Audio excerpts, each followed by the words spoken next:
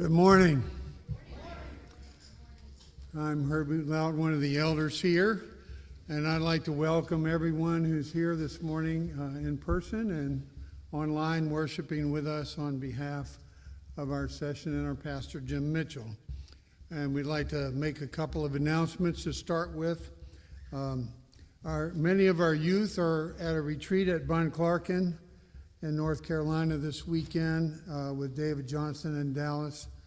And just ask for your prayers for them, that God would use this retreat in their hearts and minds, and that he would keep them safe as they return.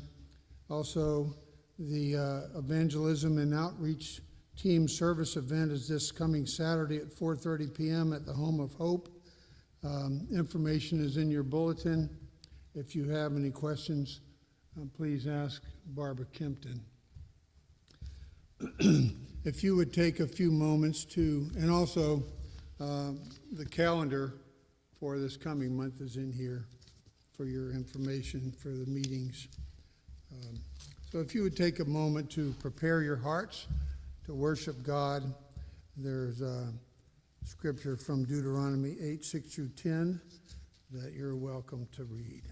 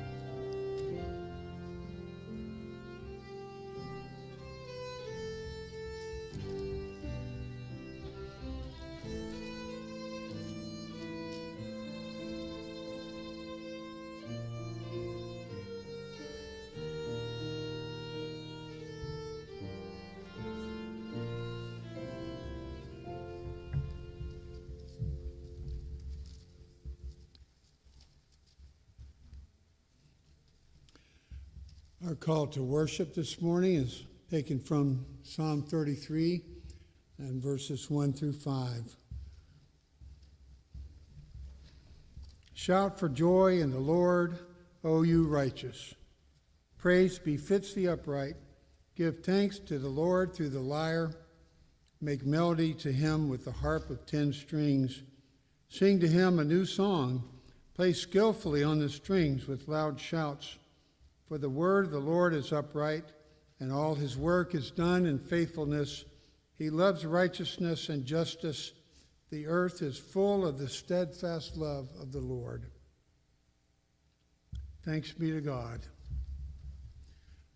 Let's worship our God who loves us with an everlasting love, and stand together and sing hymn number 101, Come Thou Almighty King.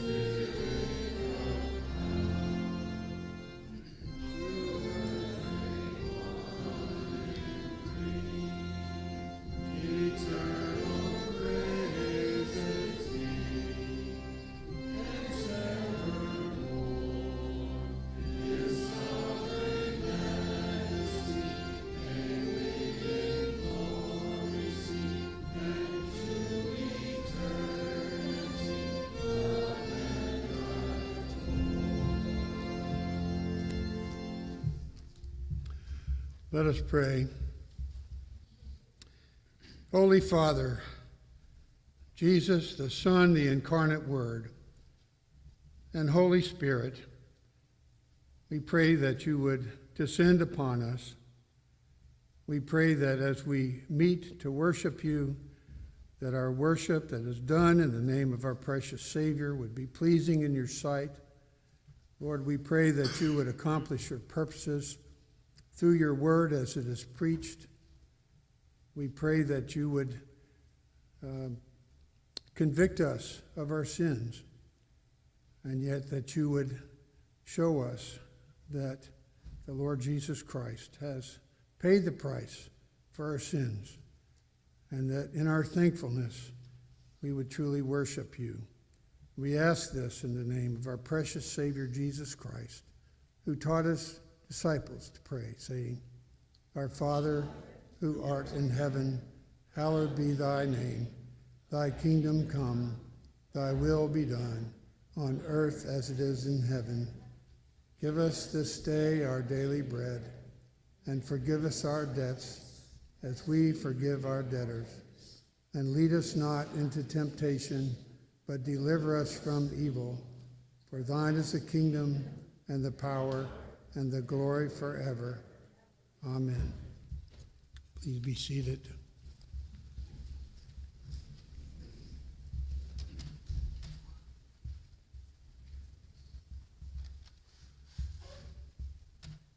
Because we are sinners when we come into the presence of a holy God, it is important for us to acknowledge our sinfulness and to ask for his grace and mercy and forgiveness. Our confession of sin is in your bulletin. Let's read it together. Almighty and most merciful Father, we are thankful that your mercy is higher than the heavens, wider than our wanderings, deeper than all our sin.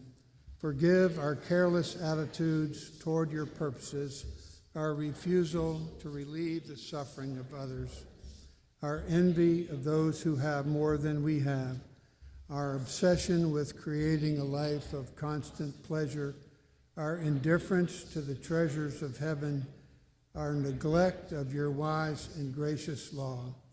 Help us to change our life so that we may desire what is good, love what you love, and do what you command, through Jesus Christ our Lord. Amen. Our assurance of pardon is from Hebrews 10, verses 11 through 14.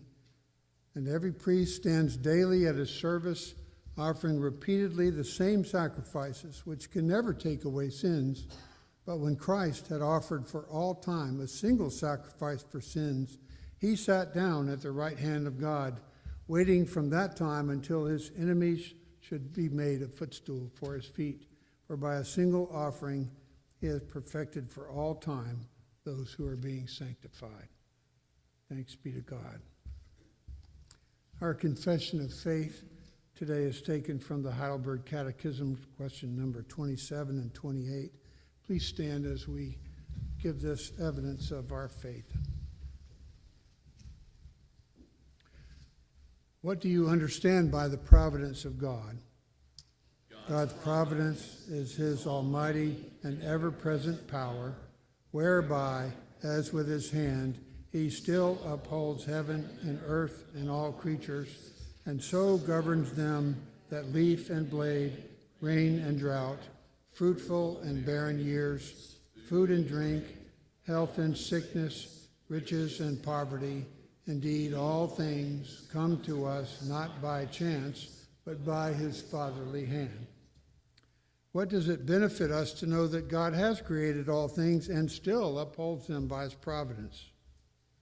We can be patient in adversity, thankful in prosperity, and with a view to the future, we can have a firm confidence in our faithful God and Father that no creature shall separate us from his love. For all creatures are so completely in his hand that without his will they cannot so much as move. Please be seated, and will the children come forward for the children's sermon from Pastor Mitchell.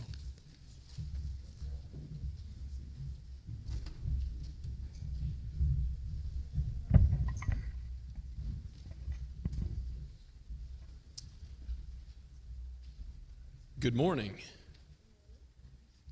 So what are we talking about in the book of Genesis? Does anyone remember last week? Jacob. And what has he been doing? Working hard for? 7 years. And then 7 more years. And Uncle Laban already tricked him, right? Yes. Now Uncle Laban's going to try to trick him again in today's scripture. Will Jacob be ready for it? Listen carefully to the scripture. You're going to see how God is going to bless Jacob, and he's going to help him, even though Jacob's going to do some weird things that don't make total sense. Guess what? God's in control, and he's already said he'll bless Abraham, Isaac, and Jacob. The promises that he's going to eventually have for Israel, the promises that are eventually for us, forgiveness of sins through Jesus and what he did, that's something that God is working out despite the wrong things Jacob does, the silly things that he does, even as he gets tricked or he has bad guys like Laban trying to trick him. God is working his purposes out, which is ultimately our salvation, because he sends Jesus so that our sins are forgiven, and he is controlling everything that happens so that that is worked out for us to have eternal life with him. Let's pray together. God, we give you thanks that you are in control, you are sovereign, and we thank you for your plan of salvation, how you have worked it out from beginning to end, and how in the fullness of time you bring us to faith, and you strengthen that faith, and you lead us all the way home. Bless each of these young ones here. Guide them and direct them by your Spirit all of their days, that they may look to Christ by faith and reap an eternal reward. A fellowship with you forever. We pray this in Jesus' name. Amen.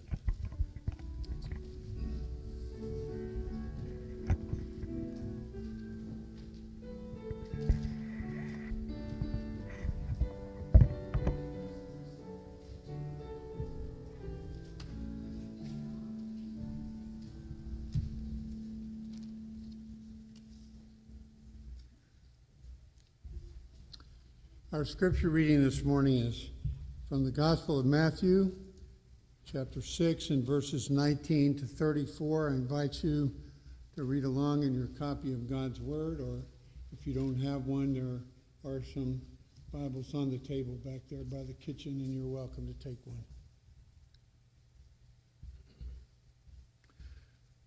Matthew 6, verses 19 to 34. Do not lay up for yourselves treasures on earth, where moth and rust destroy, and where thieves break in and steal. But lay up for yourselves treasures in heaven, where neither moth nor rust destroys, and where thieves do not break in and steal. For where your treasure is, there your heart will be also. The eye is the lamp of the body, so if your eye is healthy, your whole body will be full of light. But if your eye is bad, your whole body will be full of darkness. If then the light in you is darkness, how great is the darkness? No one can serve two masters, for either he will hate the one and love the other, or he will be devoted to the one and despise the other. You cannot serve God and money. Therefore I tell you, do not be anxious about your life, what you will eat or what you will drink, or about your body, what you will put on. Is not life more than food, and the body more than clothing? Look at the birds of the air. They neither sow nor reap nor gather into barns, and yet your heavenly Father feeds them. Are you not of more value than they? And which of you, by being anxious, can add a single hour to his span of life? And why are you anxious about clothing? Consider the lilies of the field, how they grow. They neither toil nor spin. Yet I tell you, even Solomon in all his glory was not arrayed like one of these. But if God so clothes the grass of the field, which today is alive and tomorrow is thrown into the oven, will he not much more clothe you, O you of little faith? Therefore do not be anxious, saying, what shall we eat, or what shall we drink, or what shall we wear? For the Gentiles seek after all these things, and your heavenly Father knows that you need them all. But seek first the kingdom of God and his righteousness, and all these things will be added to you. Therefore, do not be anxious about tomorrow, for tomorrow will be anxious for itself. Sufficient for the day is its own trouble.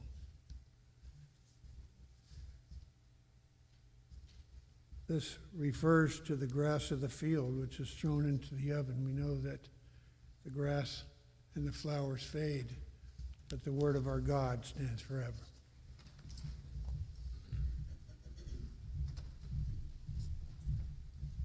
Let us go before our God once again in prayer. Almighty God, Heavenly Father, you are the one who has created all things and redeemed us through the work of your Son, the Lord Jesus Christ. We come before you in his name, in his righteousness, in his merit, his perfect goodness, his sinlessness, for we are sinners. We deserve your disfavor, your displeasure, and ultimately your wrath. We come with him as the one mediator between God and man, who presents our souls as righteous as he is righteous, and even calls us children of the Most High. O Lord, you have given us such a privilege to call upon you in prayer, and truly you have sent the Holy Spirit so that we would benefit, both by your ministry to us and then the ways in which you call us to minister by the Spirit to one another and to the lost world.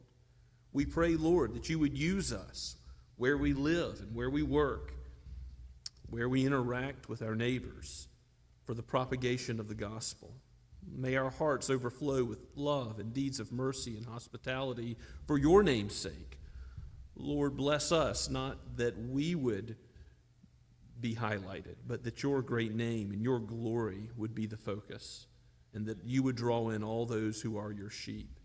Lord, we pray for the ministry to the men's shelter, that this meal upcoming would be a blessing to them and be a blessing to us as well as we interact with them. We thank you, Father, for the children and their opportunity to go to Bunclarkin, where your word is preached, even today and for the past 2 days. We pray that it would take deep root in their hearts, that you would cause it to bear much fruit in their relationships with one another, and most importantly with you. O Lord, give parents the wisdom to raise their children, the nurture and admonition of you, and may the church be their aid. I thank you for the Sunday school teachers of both the adults and the children here, and pray for the days ahead that that ministry would indeed be used by you to sanctify these children in the truth, that your name would be praised. We thank you, Father, that you have given us elders and deacons with great blessing you have showed us in the past. We look forward to the future and ask, Lord, that you would raise up another generation of those who would serve as elders and deacons, and perhaps missionaries, perhaps go into the ministry. We pray that these things would be done for your name's sake. For you are good and greatly to be praised. You are building your church, Lord Jesus, and the gates of hell will not prevail against it. Prepare us, should a time of persecution come, that we would stand firm, that we would not betray you. Well, Lord, we ask that you would give us hearts that are not confident in our own flesh, but confident in your ability to sustain us by your grace, to give us all that we need. We thank you for the sacrament, for it does give us sustaining grace. We know that you know our weakness, and you have given us this visual representation of the gospel, that it would be evident to all of our senses.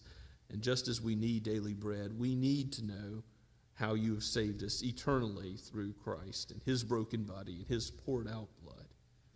O Lord, we come with needs, material and spiritual today. We come with some unspoken requests, those things that are known to you, you alone. We come with also requests for those who are traveling, those who are sick and ill amongst us, those who are suffering, those who are facing death. Lord, we ask for your Spirit to be near to them. Father, we give you praise that you have heard our cries in days gone by. We think of those who gave testimony in Sunday school just recently and give you thanks that you are a God who answers prayer. You are a God who shepherds your children and guides and directs our steps. We continue to lift up our sister Margaret, and we ask, Lord, that you would bless her and Raymond. We ask that you would bless Elder Dale Johannesmeyer. Father, we lift up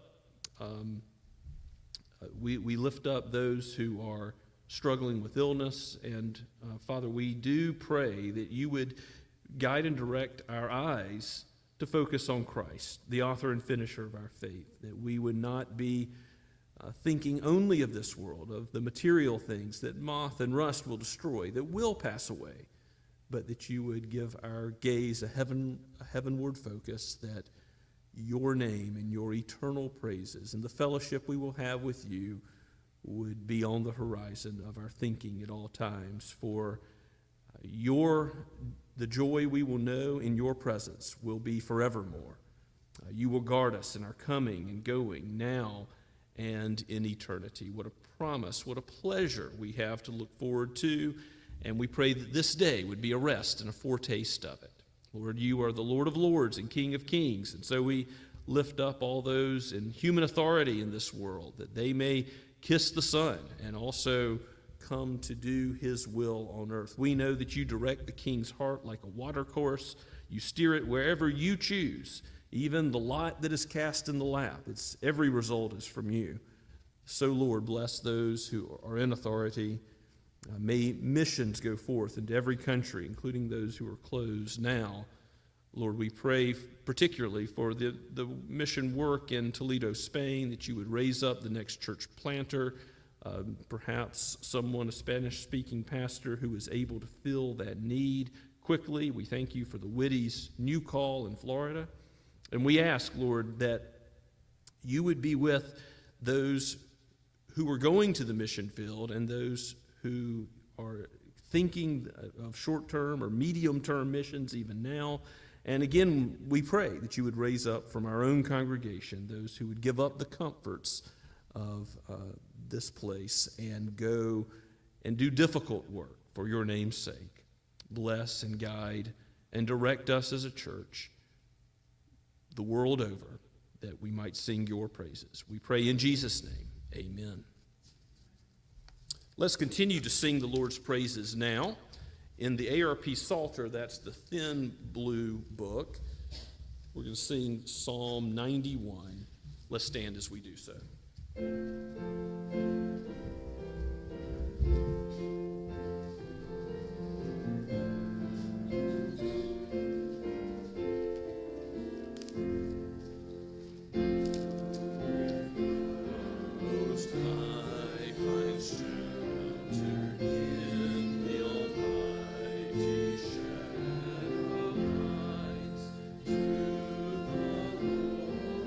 Say my refuge.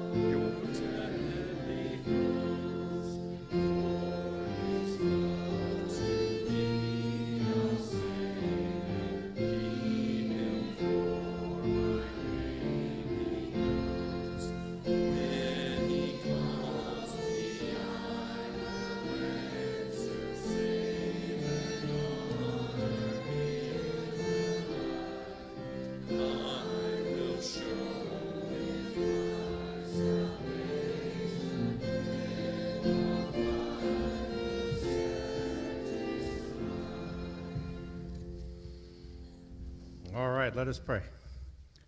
Lord, we thank you for this day and thank you for this time that we can come together and worship you. As we give you these tithes and offerings, Lord, we ask that you please use them to further your kingdom. And as we have read and we have talked about, let us remember that all things come from you and that you will take care of us.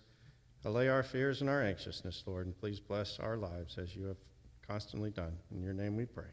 Amen.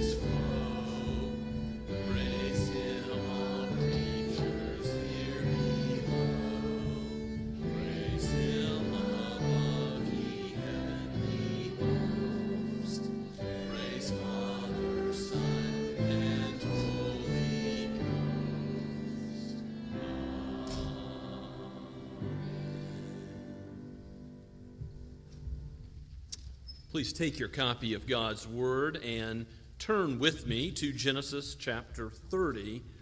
We're going to look at verses 25 through the end of the chapter this morning. If you remember, Jacob has gone to be with Uncle Laban, and there served 7 years and was tricked by Laban for Leah. And then 7 more years for Rachel, the one he loved. And then there were the baby wars that followed. There's the 2 maidservants giving birth, both Zilpah and Bilhah. And now there's many mouths to feed. Jacob has a responsibility as a father, and yet he's been broke this entire time that he's been on his journey to Uncle Laban's. So we'll see today how God, in working his purposes out, changes that whole situation for Jacob. Let's give our attention to God's Word. Again, Genesis chapter 30, starting at verse 25. Penned by Moses, breathed out by the Holy Spirit for each one of us here today. This is God's Word.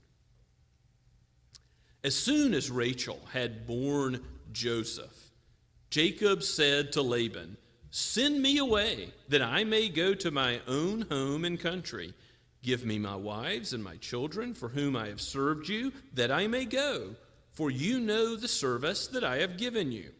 But Laban said to him, "If I have found favor in your sight, I have learned by divination that the Lord has blessed me because of you. Name your wages, and I will give it." Jacob said to him, "You yourself know how I have served you and how your livestock has fared with me. For you had little before I came, and it has increased abundantly, and the Lord has blessed you wherever I turned. But now, when shall I provide for my own household also?" He said, "What shall I give you?" Jacob said, "You shall not give me anything. If you will do this for me, I will again pasture your flock and keep it. Let me pass through all your flock today, removing from it every speckled and spotted sheep and every black lamb, and the spotted and speckled among the goats, and they shall be my wages. So my honesty will answer for me later, when you come to look into my wages with you. Every one that is not speckled and spotted amongst the goats and black among the lambs, if found with me, shall be counted stolen." Laban said, "Good, let it be as you have said." But that day Laban removed the male goats that were striped and spotted, and all the female goats that were speckled and spotted, every one that had white on it, and every lamb that was black, and he put them in the charge of his sons.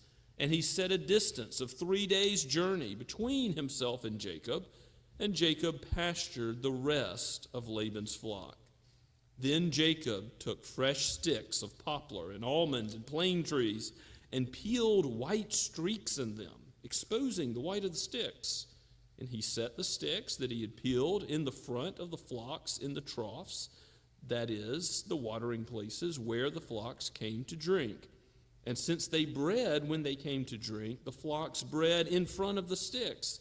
And so the flocks brought forth, striped, speckled, and spotted. And Jacob separated the lambs and set the faces of the flocks towards the striped and all the black in the flock of Laban. He put his own droves apart and did not put them with Laban's flock. Whenever the stronger of the flocks were breeding, Jacob would lay the sticks in the trough before the eyes of the flock, that they might breed among the sticks. But for the feebler of the flock, he would not lay them there. So the feebler would be Laban's, and the stronger Jacob's.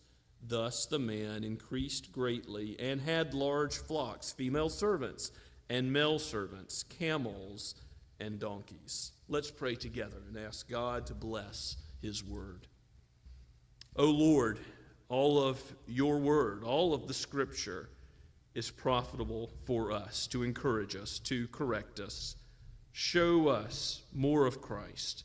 Show us where you would have our eyes look not towards earth, but towards heaven and his kingdom and his righteousness, so that we might live productively as your sons and daughters here, more and more to the praise of your glorious grace.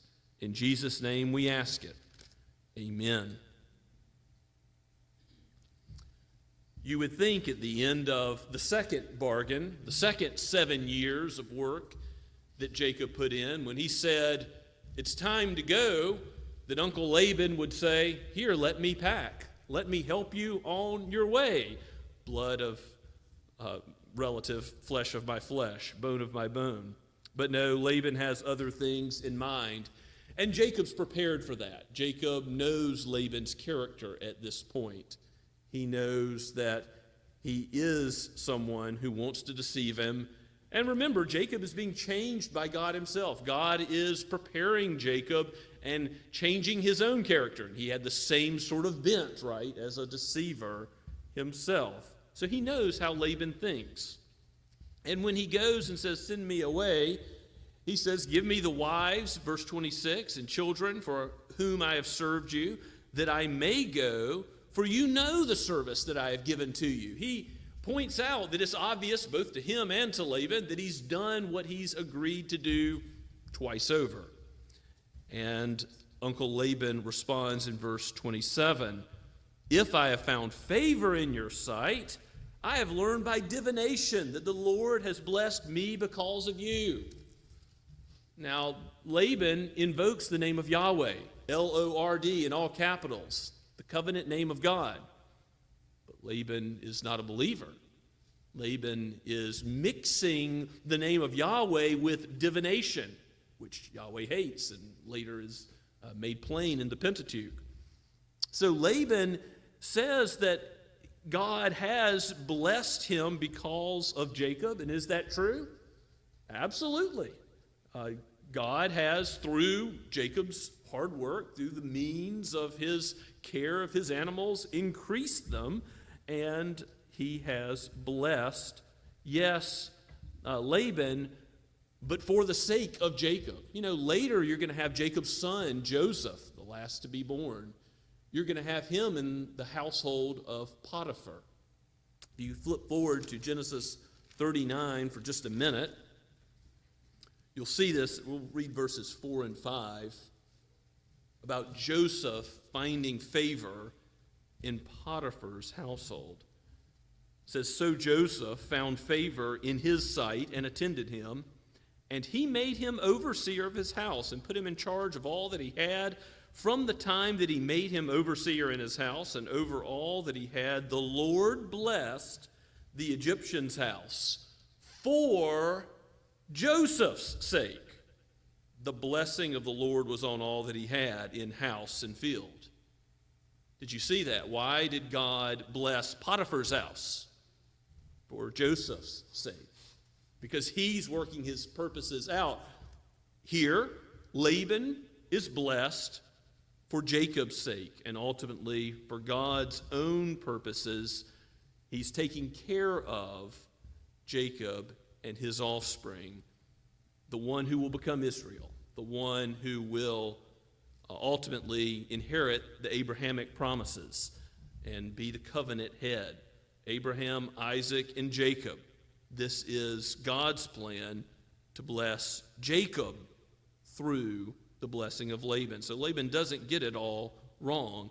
In verse 29, Jacob has said, "You yourself know that how I've served you and how your livestock have fared with me." Again, the means of his hard work. "For you have had a little before I came, and it has increased abundantly, and the Lord has blessed you wherever I turned.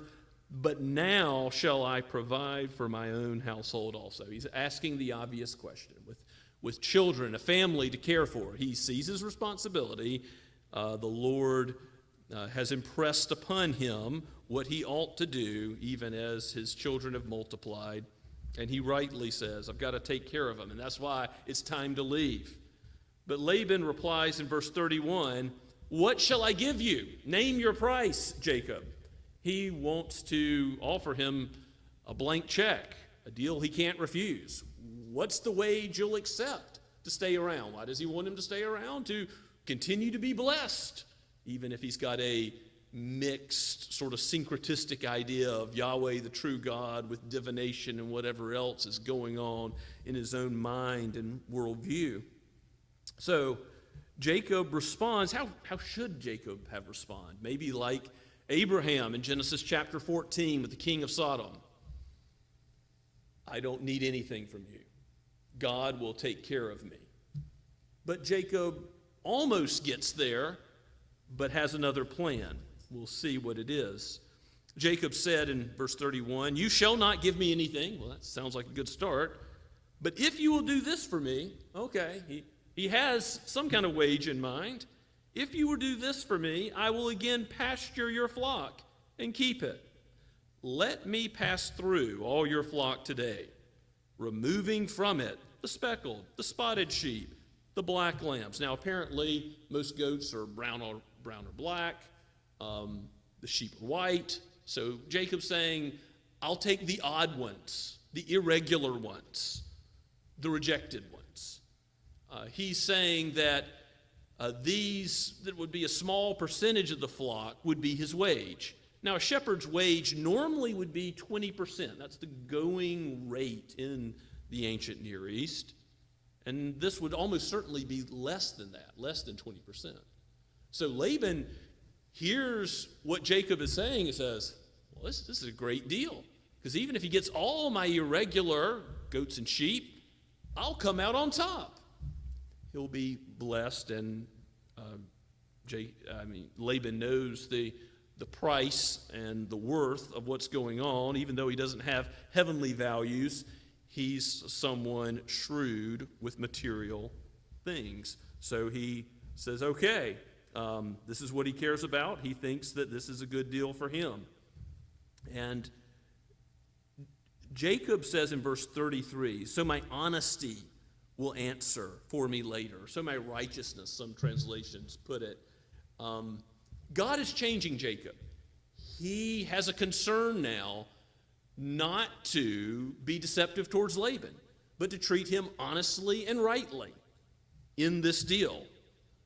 So when you come to look into my wages with you, everyone that is not speckled and spotted among the goats and lambs and black among the lambs, if found with me, shall be counted stolen.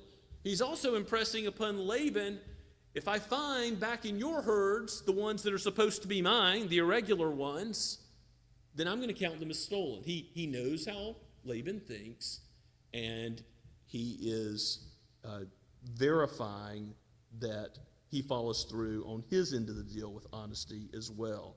So Laban says, good, let it be so.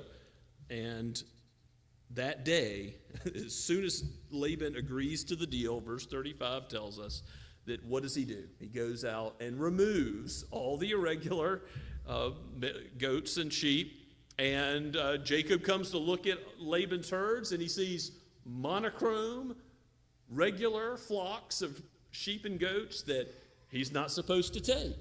So even though Laban was going to get a good deal if Jacob just followed through the way he said, Laban's bent on deceiving and swindling and being tight on every material thing.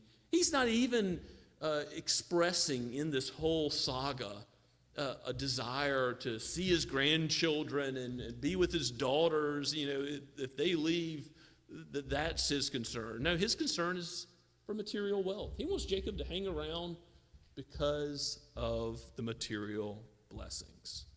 And so Jacob responds to Laban's trickery as he puts his irregular sheep and goats 3 days' journey away.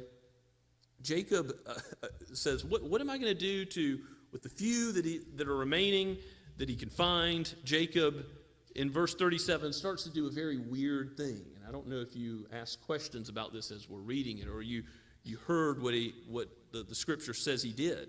He took fresh sticks of poplar, almond, and plane trees, and he peeled white streaks in them. Candy cane poles, barber poles. He made striped sticks, and he put them in front of the place where the animals would water and that they would breed there. And there was a old wives' tale, a superstition that many believed in Jacob's day, and more than one commentator mentions this. There's an idea that if there is a vivid visual impression on the mother, then the embryo in her womb will be affected by it. That was the superstition.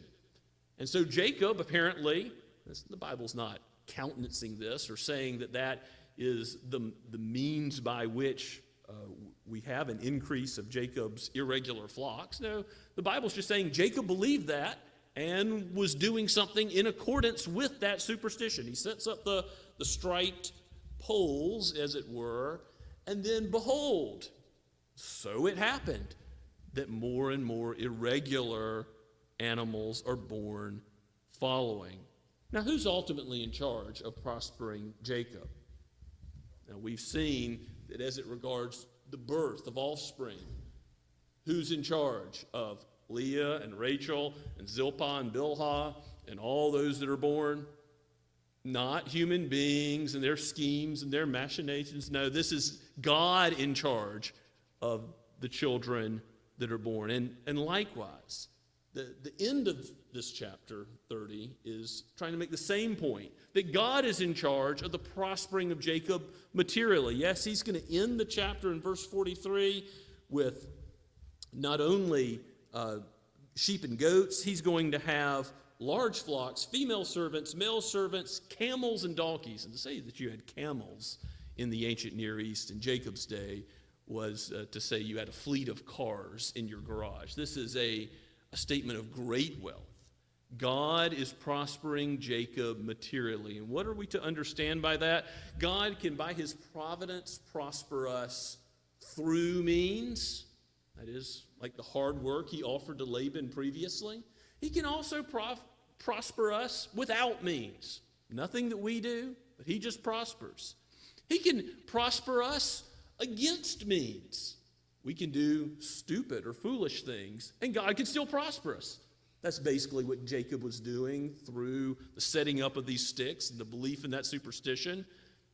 God is prospering him nevertheless, despite what he's doing that he thinks is going to make a difference. Because why? God is working his purposes out. God is changing Jacob. God is preparing a people for himself, a chosen people, Israel. And he's going to do that, despite whatever Jacob does, whatever Laban does.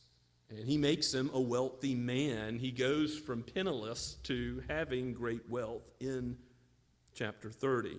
So we see that when Jacob puts forth this stick that's striped and spotted, and the animals bear fruit, they have offspring, Jacob engages in some kind of selective breeding, and all in all, the flocks are stronger. We see that Jacob is blessed not for his own sake, but ultimately for God's purposes being worked out. And it's the same thing that we saw earlier with Laban being blessed. Why? Because God was working his purposes out. Blessing because of another, like Joseph and Potiphar. Why are we blessed? Why do we come to the Lord's table and receive a blessing today? It's because God has blessed Christ. And if you are in Christ, if your faith is in him, you have all the blessing that he has. He became sin for us so that in him we might become the righteousness of God. That substitutionary nature of the gospel is that Christ gives us his righteousness. We gave to Christ our sin. That's the great exchange of the gospel. And so we are blessed by what he did, by pouring out his blood, by his body broken for us. Do you know the God of Abraham, Isaac, and Jacob? Do you know the God powerful enough to bless you in prosperity so that you ought to give thanks to him and be grateful for what he's done? You know, we confessed it today in what we said from the Heidelberg Catechism. God's providence, how does it benefit you? First of all, we can be patient in adversity. When things aren't going well, when there are trials, when there are difficulties, when there's a diagnosis, when there's a death. We can be patient. Why? Because we know we have a heavenly Father who loves us and who cares for us and who we can seek and who we can petition and who we can run to and look to, and he hears our prayers and he is good. And as we sang from Psalm 91, we are sheltered under his wings. Nothing ultimately evil can befall us at all because we belong to him. He watches over us now and forevermore, the psalmist says. So it is right that we would be patient in adversity when we know that God sovereignly controls every molecule, that he's working his purposes out through kings, through, yes, the lot that's cast in the lap, even what seems like a chance event in Sunday school. We were talking about how Matthias was selected to replace Judas as an apostle. Not an accident. We also heard testimony from those who have seen God answer prayers where very specific situations have been prayed for. And God is good. He is working his purposes out, even in things that might seem random to us. He's sovereign. And he's sovereign over salvation. He's sovereign not only over the rain and the increase of the field and the harvest, sheep and goats. He's sovereign over our faith. He gives it as a gift. Any who place their faith in Christ and receive the blessing that should go to another but comes to us legitimately because Christ voluntarily laid down his life and he voluntarily took it up again. All those who have their faith in him receive his blessing because of God's goodness to work his purposes out. He gives in the eternity past a chosen people to the Lord Jesus to save. And in the fullness of time, Christ comes and does save all those who are his own. The Apostle Paul says in Ephesians chapter 1 that we were predestined in love from before the creation of the world. And in the fullness of time, he brings about the means to bring faith in our own hearts, for the Holy Spirit to strengthen us by his word. We need the word. We need it more than our daily bread. And so God gives us the sign of the sacrament to show us, just as much as you need bread to eat every day to strengthen the body, you need the Lord Jesus Christ spiritually to live today, tomorrow, and to eternity. This is how he blesses his people. He saves to the uttermost through Christ. Our justification, our sanctification, our glorification, our being with him one day in the fullness of joy of his presence, no longer looking through a glass darkly, but seeing him face to face. That glory will only be known because of him and his sacrifice. Let's pray together. Father, we give you praise that you know our weakness, you know our frailty, you know our humanity, our finite nature. You are infinite God. You are sovereign. You have prospered Jacob for the creation of a chosen people, and you are choosing now amongst Jews and Gentiles. You were working out your electing purpose that was from before creation.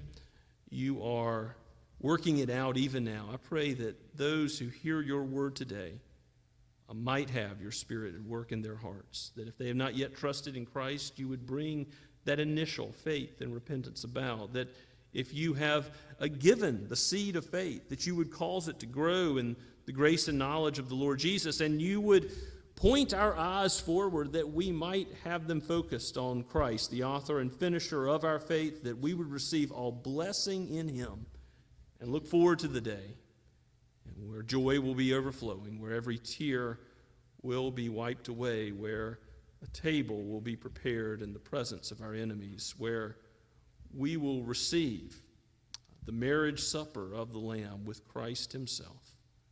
And we pray and thank you for his substitutionary sacrifice as our high priest and the offered up lamb. In his name we pray. Amen.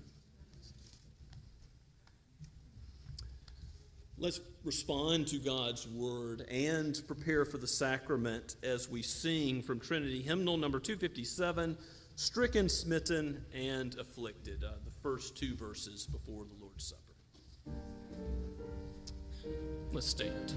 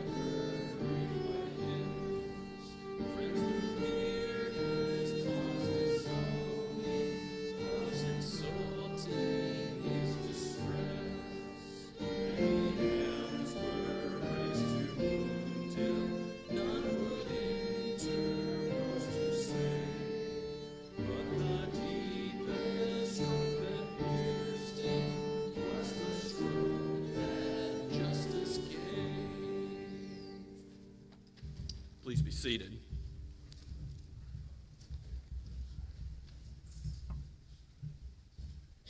As we come to the Lord's table, I remind you all, this is the table of the Lord Jesus Christ, not of Scots Kirk Presbyterian or the Associate Reformed Presbyterian Church, but it's something that Jesus has called all of his disciples to engage in often until he returns again.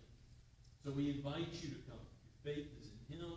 You're a member of a Bible-believing church in good standing. Come and partake and be strengthened in your walk. Just as the Word strengthens you, God has designed the sacrament to strengthen your assurance of salvation. If you don't yet know the Lord Jesus, or if you're a child who's not professed faith personally, don't partake yet, but observe and see the gospel as it's presented here in the sacrament, because it is a picture of what Christ has done for sinners. And know that if you will confess him and turn from sin, he will be yours as well. He will not cast out any who would come to him. The words of institution I read from 1 Corinthians chapter 11. And before I do so, I want to mention that we have gluten-free bread as well for those who have a need for that. Are there any that would like to receive gluten-free bread this morning? Please raise your hand.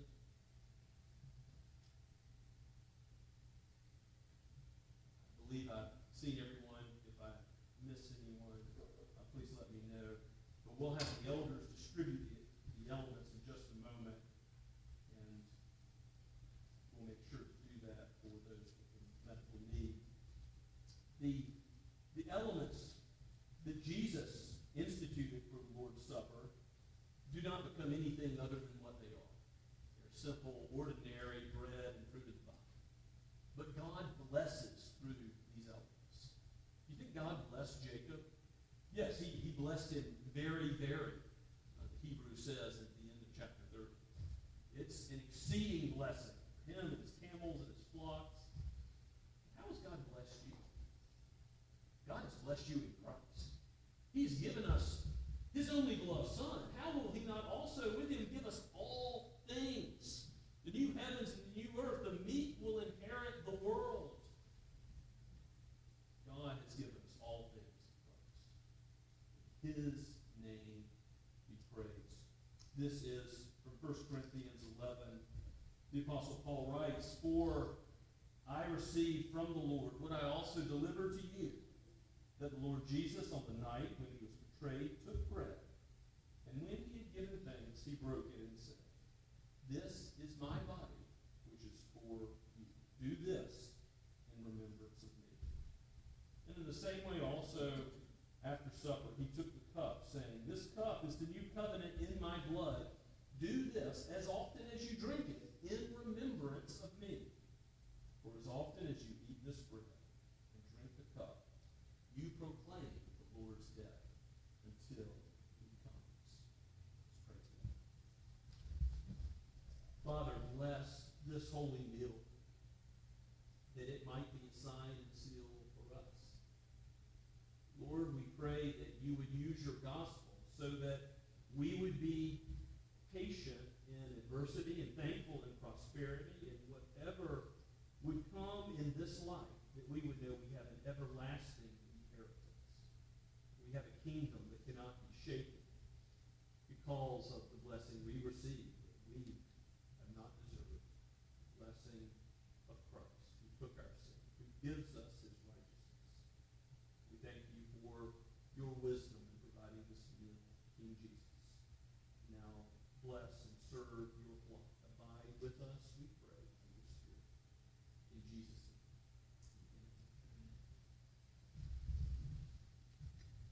Amen.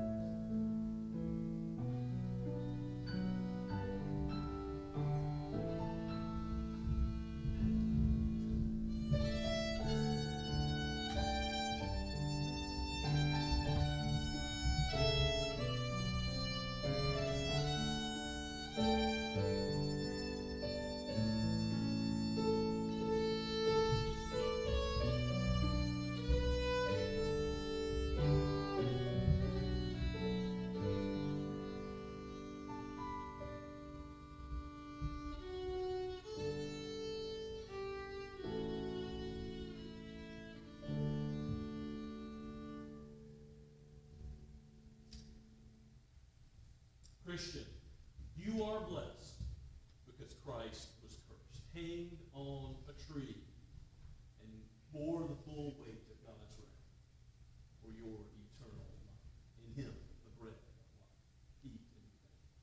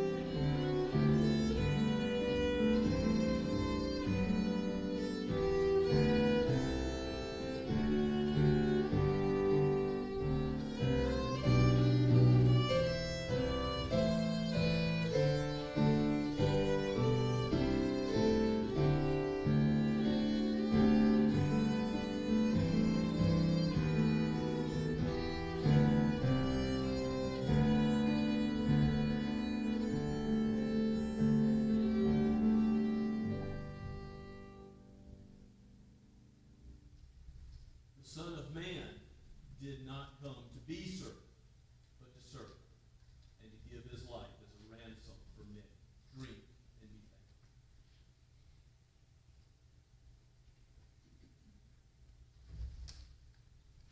Let's return thanks.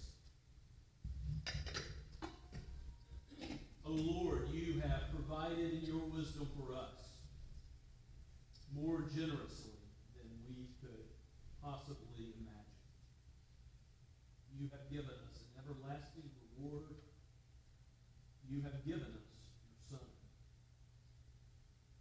He drank the cup of wrath to the full, that we might have blessing. Blessing now and blessing forever. May your name be praised, and may we live by the Spirit according to his word.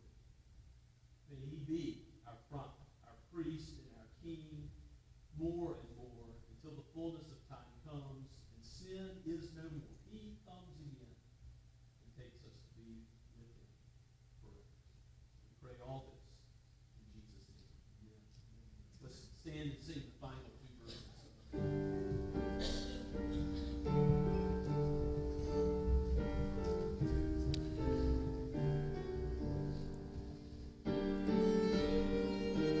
Sit lightly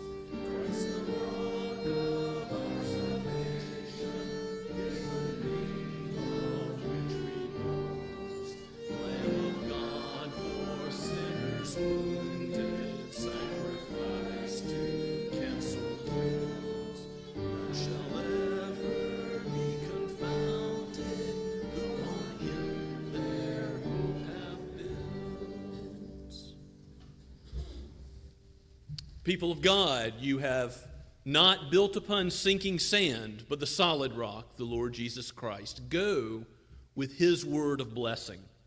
Now may the God of peace, who brought again from the dead our Lord Jesus, the great shepherd of the sheep, by the blood of the eternal covenant, equip you with everything good to do his will, working in us that which is pleasing in his sight, through Jesus Christ, to whom be glory forever and ever. Amen and amen.